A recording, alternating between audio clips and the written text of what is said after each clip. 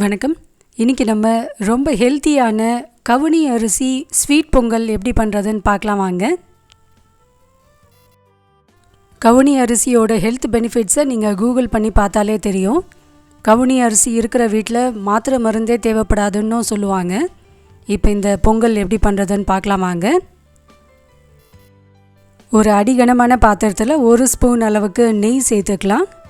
இதில் முந்திரி திராட்சையை போட்டு நல்லா வறுத்து எடுத்துக்கலாம். நான் கொஞ்சமாக பிஸ்தாவும் சேர்த்துருக்கேன். ஆப்ஷனல் தான், நம்ம முந்திரி திராட்சை போட்டாலே போதும். அரிசி பார்த்திங்கன்னா நான் இன்றைக்கி 1 கிளாஸ் அளவுக்கு கருப்பு கவுனி அரிசியை 2 தடவை மட்டும் கழுவி எடுத்துட்டு 4 கிளாஸ் தண்ணி சேர்த்து 8 மணி நேரம் நல்லா ஊற வச்சு எடுத்திருக்கேன்.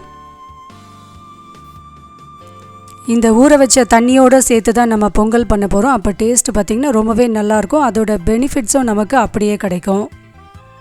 இப்போ இந்த நெய்யிலேயே நம்ம ஊற வச்சுருக்க அரிசியை தண்ணியை நல்லா வடிகட்டிட்டு லேசாக கொஞ்சம் வறுத்து எடுத்துக்கலாம்.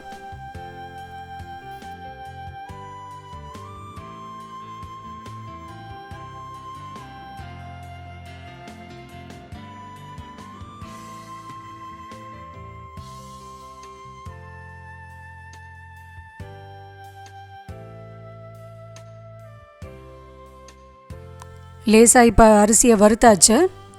வறுத்த பிறகு இதை மிக்சியில் போட்டு நொய் மாதிரி உடச்சி எடுத்துக்கலாம்.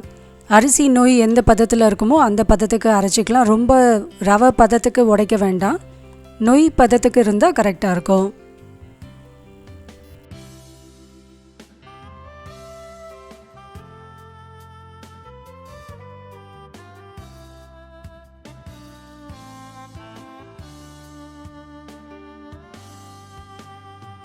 அரிசியை மிக்சியில் அரைச்சாச்சு. இந்த பதத்துக்கு இருந்தால் கரெக்டாக இருக்கும். நான் ஒரே ஒரு கிளாஸ் தண்ணி மட்டும் சேர்த்து அரைச்சிருக்கேன். ஊற வச்ச தண்ணியே சேர்த்து தான் அரைச்சிருக்கேன். நம்ம சக்கரை பொங்கலுக்கு எப்படி அரிசியை வேக வைப்போமோ அதே மாதிரி மிதமான தீயில் வச்சு இதை வேக வச்சு எடுத்துக்கலாம். அப்பப்போ கொஞ்சம் லேசாக கிளறி விட்டுட்டே இருக்கணும். அடி பிடிக்காமல் கிளறி விட்டுட்டே இருக்கணும்.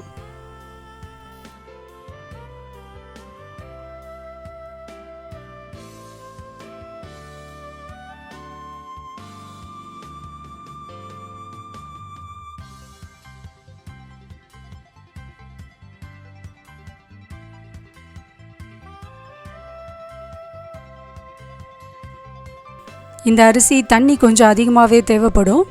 அதனால் 1 கிளாஸ் அரிசி எடுத்தோன்னா 4 கிளாஸ் அளவுக்கு தண்ணி சேர்த்து இதை நல்லா வேக வச்சு எடுத்துக்கலாம். நொய் நல்லா வெந்துடுச்சு. இப்போ அடுப்பை லோ ஃப்ளேமில் வச்சிடலாம்.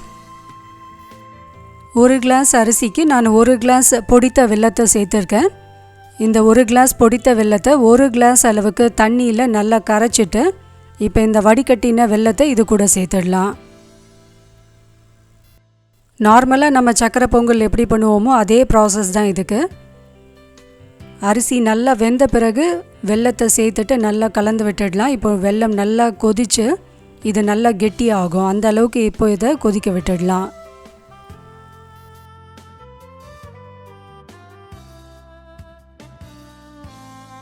அரை ஸ்பூன் அளவுக்கு ஏலக்காய் தூளும் இது கூட சேர்த்துக்கலாம்.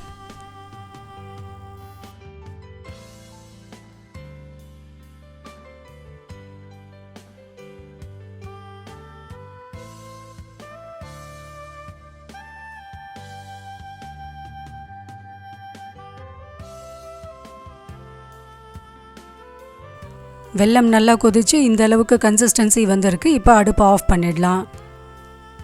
நம்ம வறுத்து வச்சுருக்க முந்திரி திராட்சை இதில் சேர்த்து கலந்து விட்டுட்டு ஒரு 10 நிமிஷம் ஆற விடலாம். நல்லா இன்னும் கொஞ்சம் கெட்டியாகும். இந்த ஸ்வீட் பொங்கல் ரொம்பவே டேஸ்டியாகவும் இருக்கும். அதே சமயத்தில் எல்லா வயது பீப்புளும் தாராளமாக சாப்பிடலாம். கண்டிப்பாக இந்த ரெசிபியை ட்ரை பண்ணி பார்த்துட்டு உங்களோட கமெண்ட்ஸை நம்ம கூட ஷேர் பண்ணுங்கள்.